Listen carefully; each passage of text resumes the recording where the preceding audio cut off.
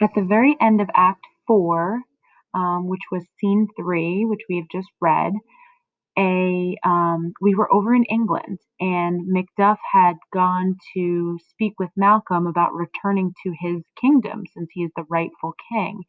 And after Malcolm tests Macduff and learns that he is truly righteous and truly on his side, the two of them, basically come together. And we learn that Malcolm already has 10,000 English soldiers who are ready to help him out in regaining his kingdom back. And then at the very end of the scene, Ross delivers the news that Macduff's family has been brutally murdered. And this really inspires serious revenge within Macduff. And Macduff says, "Bring thou the fiend of Scotland and myself," right? So he really wants to fight Macbeth with his own hands. He wants Macbeth to die at his own hands. Okay, and so now we are going to begin Act 5, which there are, I believe, 8 scenes in this act, okay? But the scenes are very short, and the shortness of each scene, okay, will definitely make it go kind of fast paced. If you were watching this on, in a theater on stage, it would go very quickly because the scenes are so short. All right, kind of like a thriller. In this particular scene, as you'll see on the screen, there's a quick synopsis here, summary. A gentlewoman who, usually waits on Lady Macbeth has seen Lady Macbeth walking in her sleep and has asked a doctor's advice. Together, they observe Lady Macbeth make the gestures of repeatedly washing her hands as she relives the horrors that she and Macbeth have carried out and experienced. The doctor concludes that she needs spiritual rather than medical aid.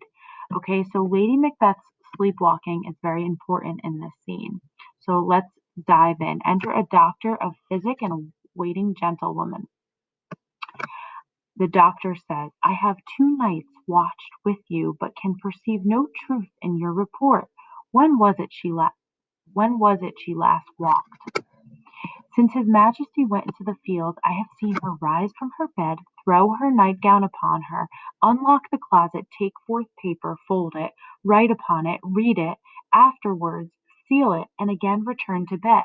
Yet all this while in a most fast sleep.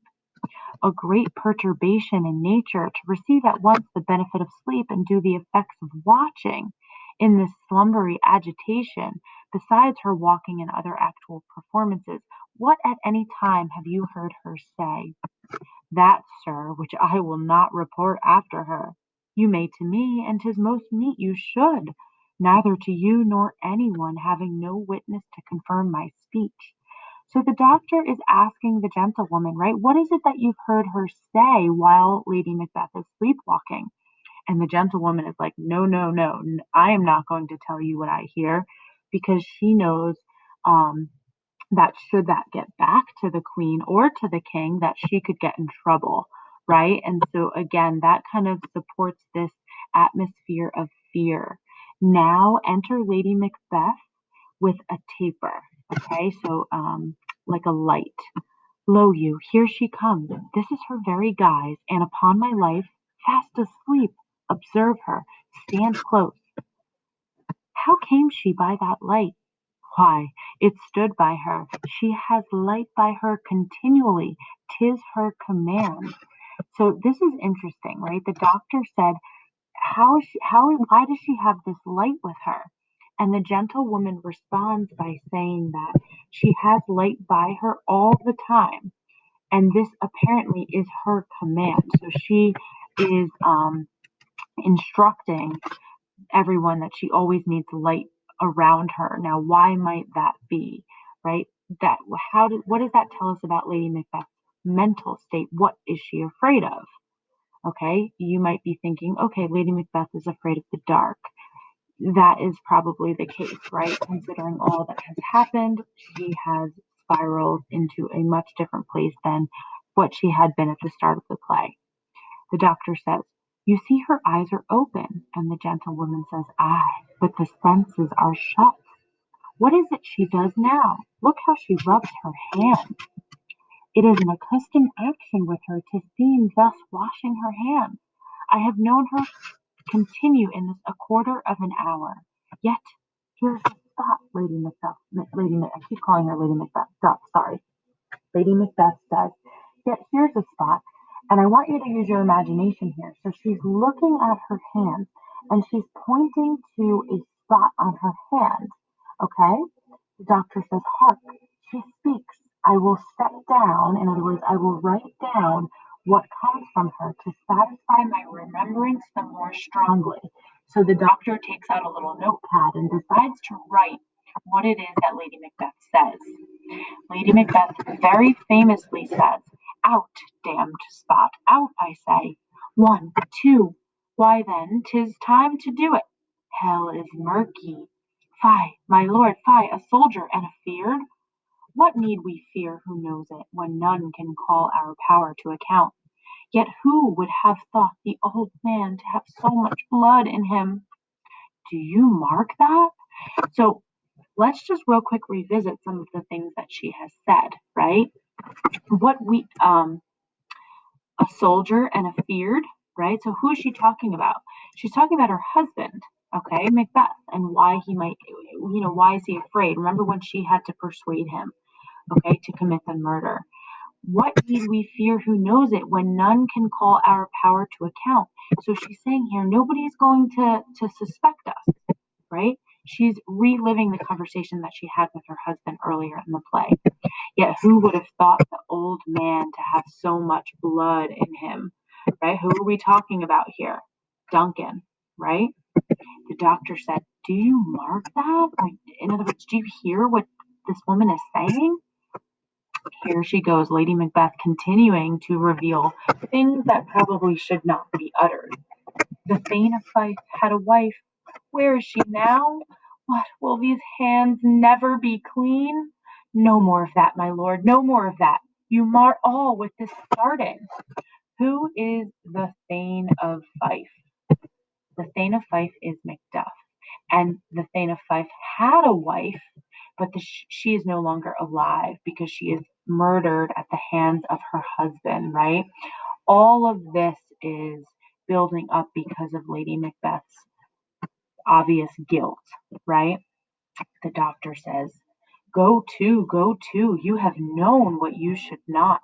She has spoke what she should not, I am sure of that. Heaven knows what she has known. Here's the smell of blood still, Lady Macbeth says. Okay, so she's looking at her hands. Here's the smell of blood still. All the perfumes of Arabia will not sweeten this little hand. Okay, very important part here, right? Let's think back to what Lady Macbeth said earlier in the text, okay? A little water clears us of this deed, she says to her husband. Well, we've come 180, right? Now she's saying all the perfumes of Arabia could not sweeten this little hand, right? The doctor said, what a sigh is there?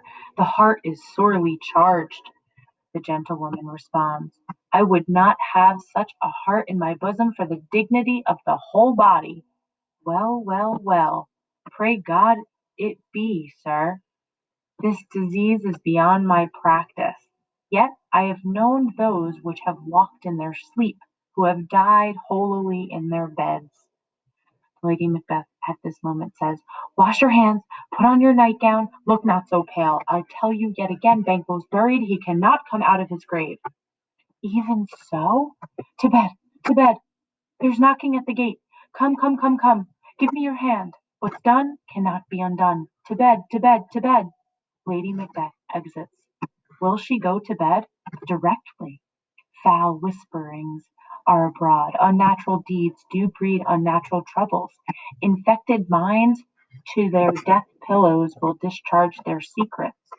More needs she the divine than the physician. God, forgive us all. Look after her. Remove from her the means of all annoyance, and still keep eyes upon her. So good night. My mind has made it and amazed my sight. I think, but dare not speak.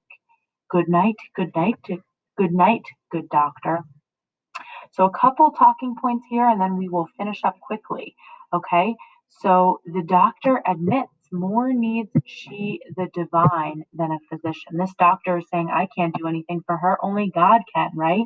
Lady Macbeth would have to ask for forgiveness, and that is not something that she seems willing to do throughout this play, and either does Macbeth, right? So then he says, look after her and remove from her the means of all annoyance. In other words, take away anything that she could basically hurt herself with. All right, clearly she is in a vulnerable state. And that's the end of the scene.